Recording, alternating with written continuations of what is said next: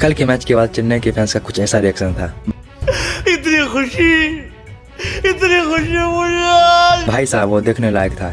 इतनी खुशी, इतनी एक्साइटमेंट शायद ही कभी पहले देखी हो। आखिर वो पल आ ही गया जिसका अंदाजा चेन्नई के फैंस कब से कर रहे थे। ऐसा लग रहा था जैसे सूखी जमीन पर पहली बार बारिश हुई हो। हालत ये थी कि टीम इतनी स्ट्रगल कर रही थी कि बाहर जितना तो दूर अपने ही घर में मैच जितना मुश्किल हो गया था। चिपोक जैसा किला जो कभी उनका गढ़ हुआ करता था वहीं पे जीत के लाले पड़े थे।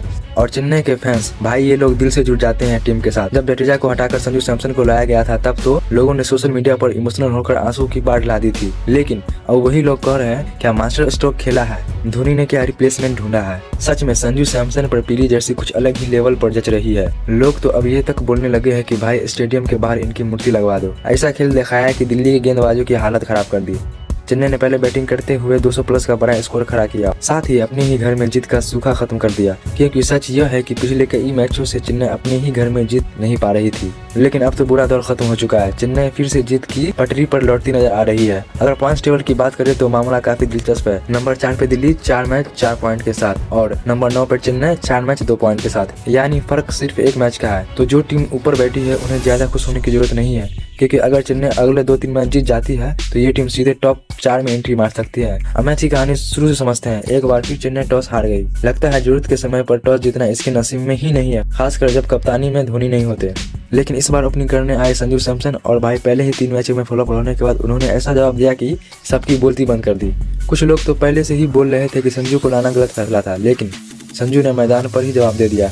पहले ही ओवर से उन्होंने अटैक करना शुरू किया और दिल्ली के बॉलर्स को आखिरी ओवर तक नहीं छोड़ा। रुकना तो जैसे उन्हें आता ही नहीं था, बस मारते गए और लगातार रन बनाते गए। उन्होंने दिखा दिया कि आखिर उन्हें वर्ल्ड कप में प्लेयर ऑफ द टूर्नामेंट क्यों मिला। इस पारी के साथ संजू ने कई बड़े रिकॉर्ड बना डाले।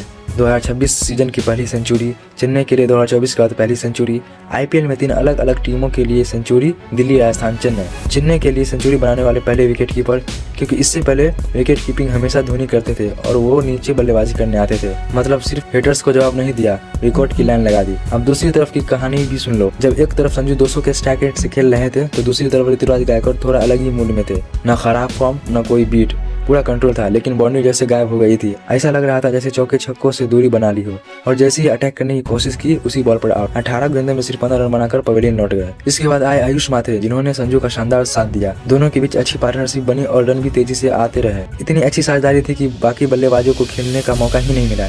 लेकिन आखिरी ओवर में चेन्नई मैनेजमेंट ने एक दिलचस्प फैसला लिया। आयुष को रिटायर्ड आउट कर दिया और शिवम दुबे को भेज दिया और फिर दुबे और संजू ने मिलकर स्कोर 212 तक पहुंचा दिया। अब 212 रन सुनने में बड़ा लगता है, लेकिन आजकल आईपीएल में ये सेफ नहीं है, क्योंकि हर दूसरे मैच में 200 प्लस बन रहे हैं। और उसी दिन एक मैच में 219 का टारगेट भी चेंज हो चुका था। लेकिन चेन्नई की असली कमजोरी बैटिंग नहीं बल्कि बॉलिंग रही है इस सीजन में। लेकिन इस मैच में किस्मत भी साथ थी और परफॉर्मेंस भी। शुरुआत में थोड़ी मार जरूर पड़ी, लेकिन फिर 5वें से 8वें ओवर के बीच गेम पूरी तरह पलट गया।